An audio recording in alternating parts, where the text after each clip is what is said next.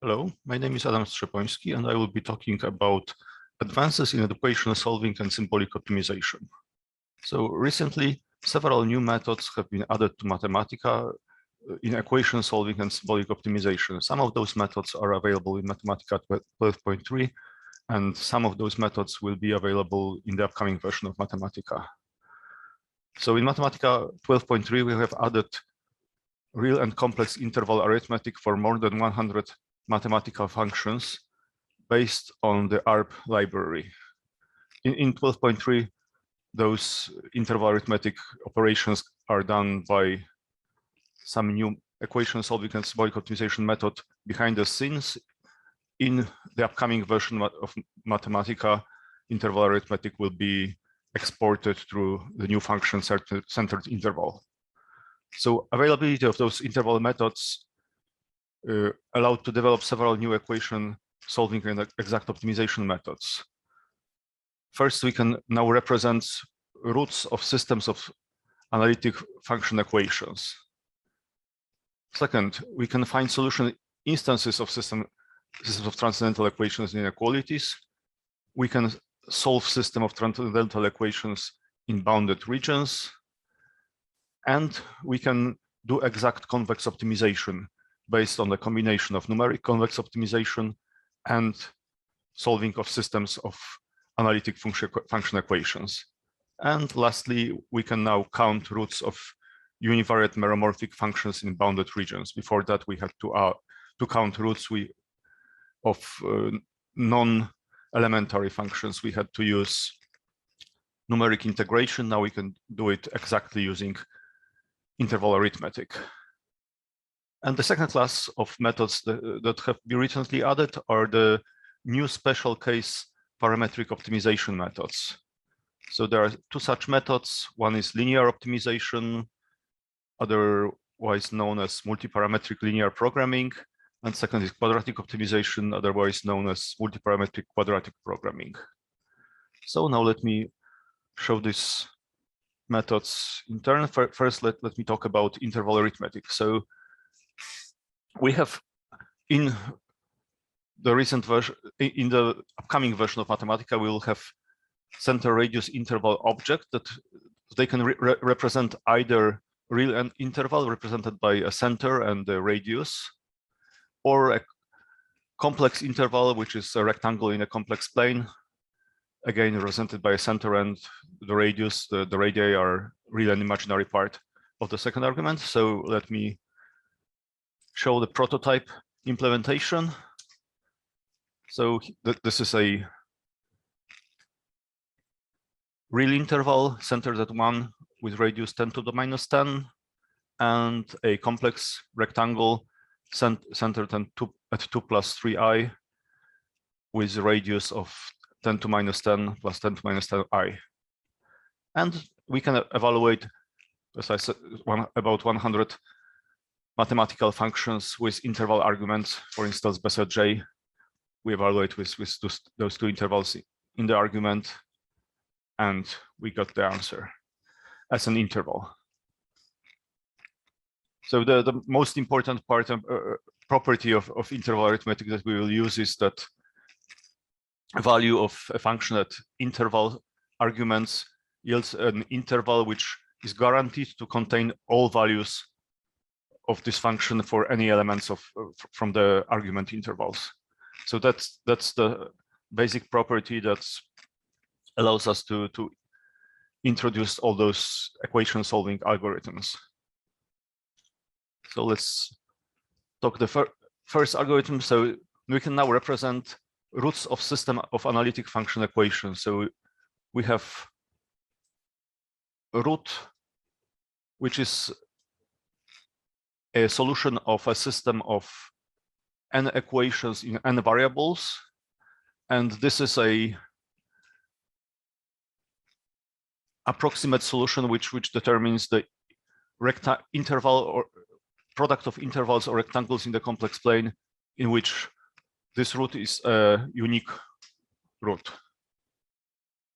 And this says that the root object represents the jth coordinate of this root, because this is the root is an element of Rn or Cn. So for instance, here we have a system of two equations in two variables. We find a root numerically.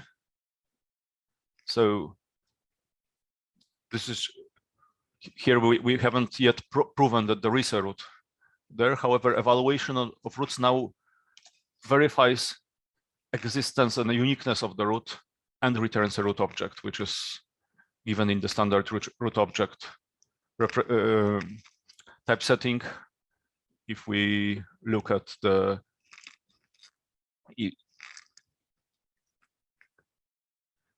full representation of roots, it's like here, root of functions, approximation, and the root number. And we can compute arbitrary precision approximation of root object. For instance, here is the first 100 digits. So the first new solving method has been added to find the instance, which basically follows what we did on the previous page. We use numeric method, namely find root, to find the approximate solution. Then we prove then a box around the approximate solution contains a unique root using interval arithmetic.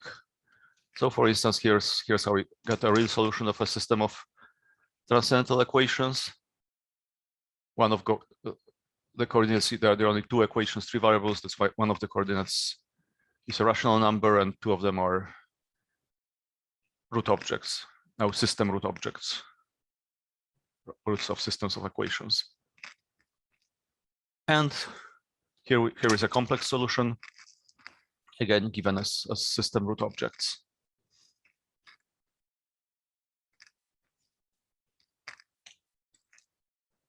Another method that we are able to implement, because we now have interval arithmetic, is a method for finding all roots in bounded regions. So since using interval arithmetic, we can prove that a box contains a unique root, or we can prove that the box contains no roots. Then by a simple subdivision method, we are able to find roots of arbitrary analytic system as long as it has a finite number of isolated simple roots. So here is a real system and a complex system which takes slightly longer. It's a subdivision method in 4 dimensions, so it may be slow, but in about half a minute we get all the solution of system involving rather complicated special functions. So no other method would work in this case.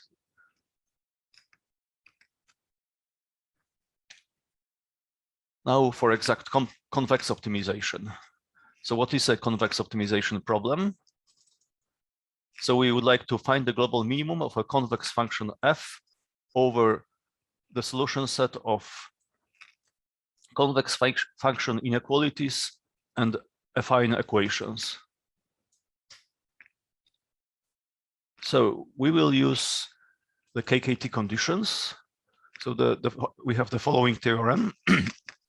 Suppose that f and g's are continuously differentiable over Rn. The f and g's are as in here, and that there exists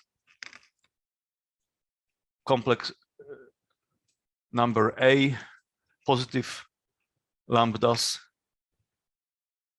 not a complex number a in C, so number a satisfying the constraints, non-negative lambdas and arbitrary real mu's, such that the following equation is satisfied and the following system of equations is satisfied. So this system of equations basically means that either lambda is 0 or gi of a is 0. If such a system of equations is satisfied, then it's guaranteed that f is the global minimum of f on C.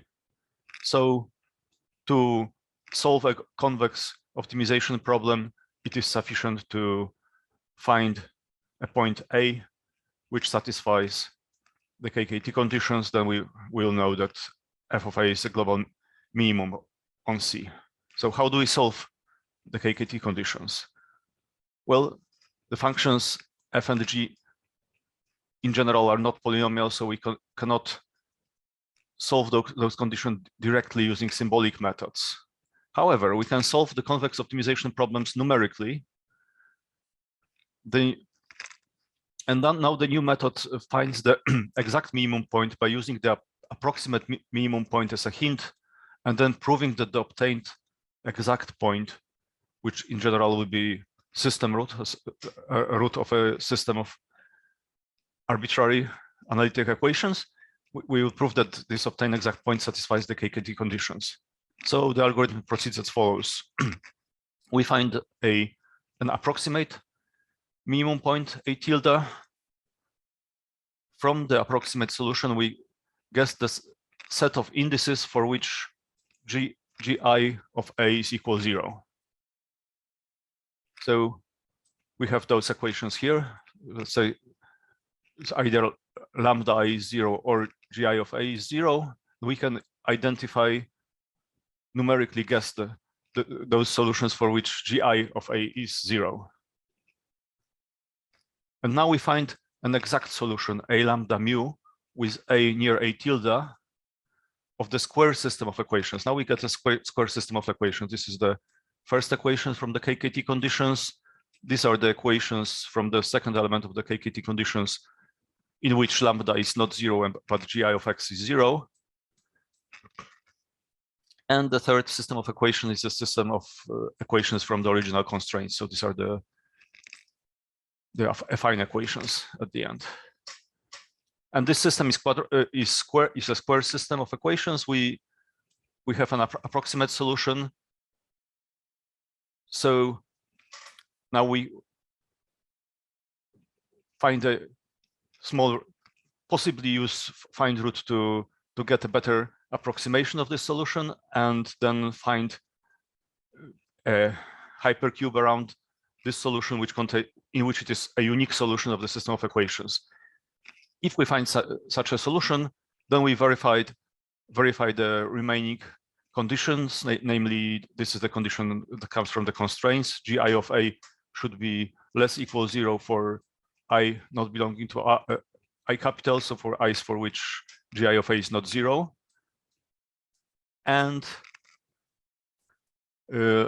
all the lambdas should be greater or equal 0.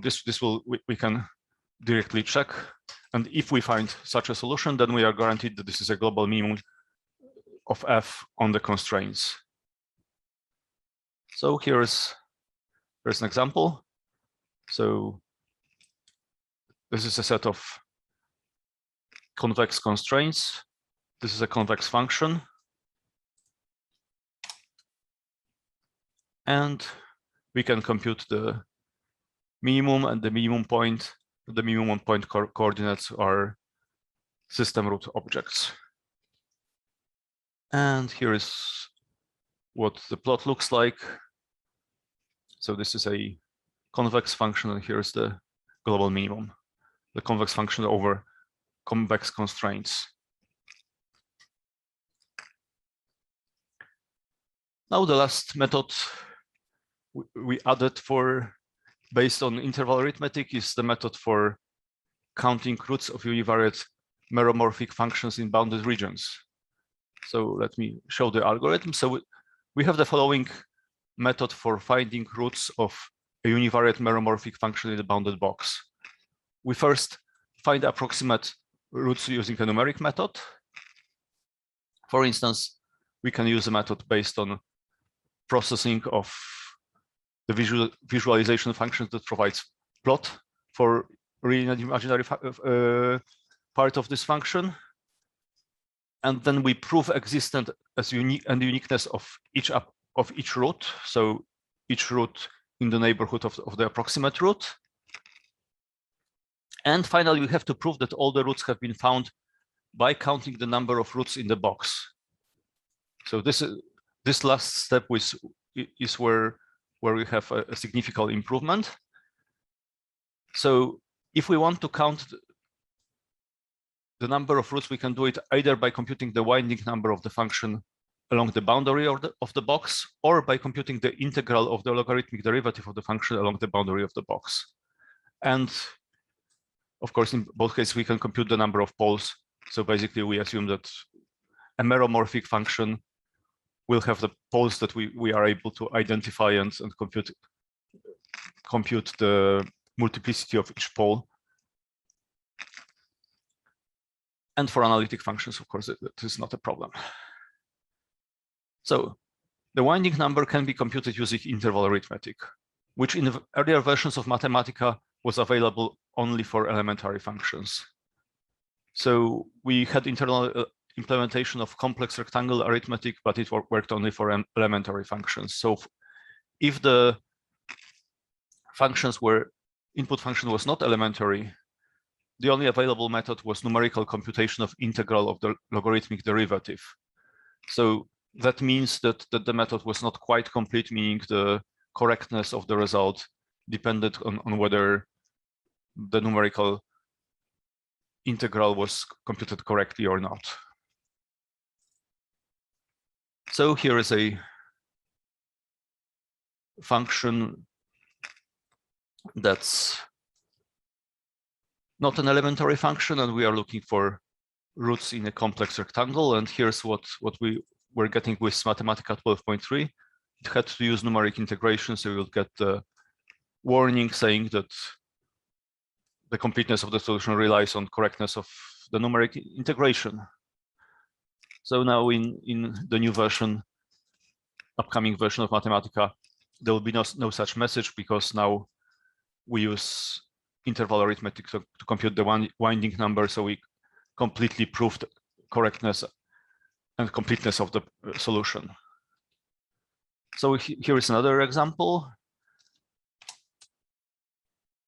And in this case, in 12.3, we get another warning message, namely, message says that integration timed out. The integration numeric integration is used with a time bound of 60 seconds for each try. So it tries twice, once with the original rectangle, second time with slightly larger rectangle, which may work in some cases where boundaries of the rectangle were too close to roots or singularities of the function.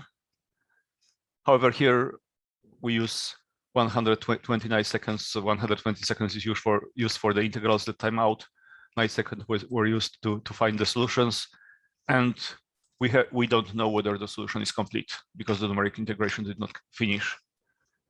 And in the new version, we can count roots of f in the interval quite fast. In 0.36 seconds, we know that there is 8 roots, and therefore the whole computation is done in slightly more than 9 seconds.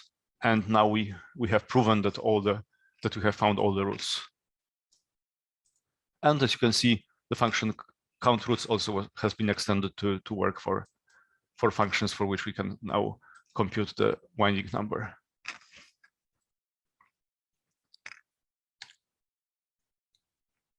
So now 2 different types of new methods. So these are new methods for parametric optimization.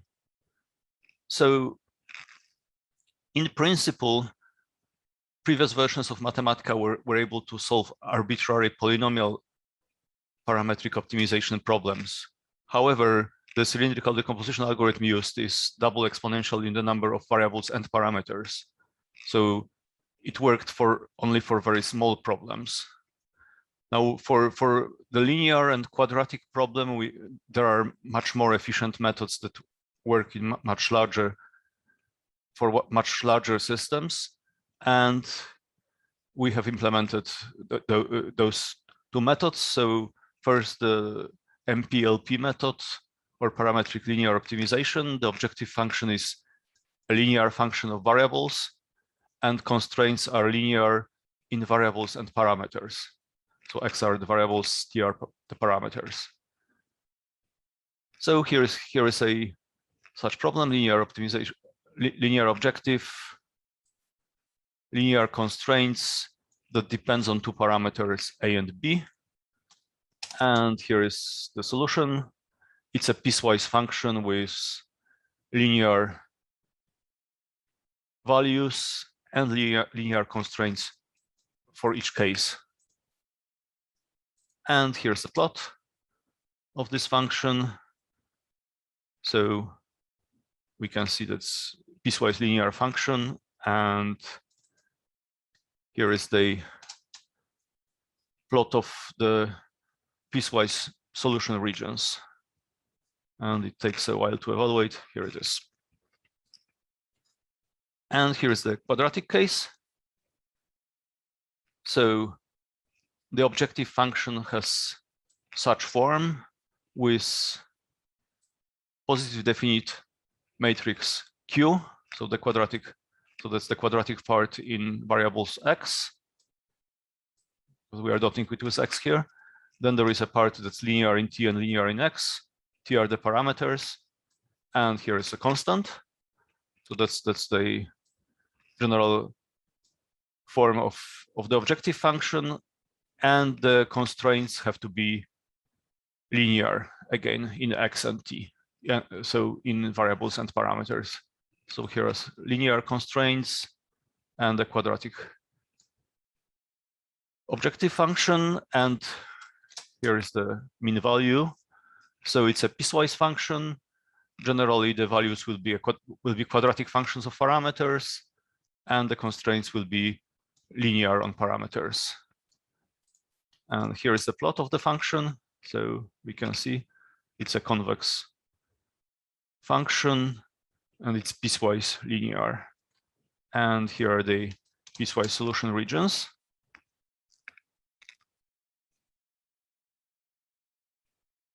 And takes a while. Here it is. So there again, they are linear regions, and let us show a comparison with version 12.2. So those two methods were added in version 12.3. So, for instance, we would like to compute the distance from the point -1, 1 to the polygon given by 5 inequalities that depend on parameters A and B. So here are the constraints. And, well, version 12.2 does not finish in 5 minutes. So it in principle can solve the problem, but the theoretical decomposition algorithm takes a very long time. And in the new version, we get the solution pretty fast. So this was all. Thank you for listening. If you have any questions, please ask them. So I see a question about the relationship between centered interval and around. So around is based on statistical properties. So it considers the error in the interval to be the standard deviation, and that's the way in which it propagates error. On the other hand, the centered interval it evaluates, it gives the envelope for all the values of the function within the interval. So it's an interval arithmetic construct rather than statistical construct. Well, so another question is the result of interval arithmetic as small as possible. So it's well, it's as small as possible with the implementation, meaning that it's not the smallest possible interval containing the values of all values of the function within the interval, but it's pretty close to the smallest interval. And so the property we would like to rely on is that if the diameter of the interval goes to 0, then the diameter of the result also goes to 0. It's not necessarily a tight envelope of all the values of the function, but it's tight enough so that it still goes to 0 if we make the interval go to 0, the diameter of the interval. So I think that's the answer. Here's another question on chat on Zoom. So is the purpose of interval arithmetic to tell when you need to use more precision to compute a function? Well, one of the purposes, so the main purpose I was using it for is to prove exactly what what are all the possible values on an interval. So this is very important. It's the difference between the regular number, arbitrary precision number arithmetic. It doesn't really prove anything about what all the values of the function in an interval are. So we can compute point values of a function, but we cannot really reason about what are all the possible values of the function in some interval. And so for me, the purpose of interval arithmetic is proving things about values of function in some large set, infinite sets. So regular arithmetic, you just know what are values of a function at finite number of points by evaluation at finite number of points. Here you can reason about values of function on an infinite set of points.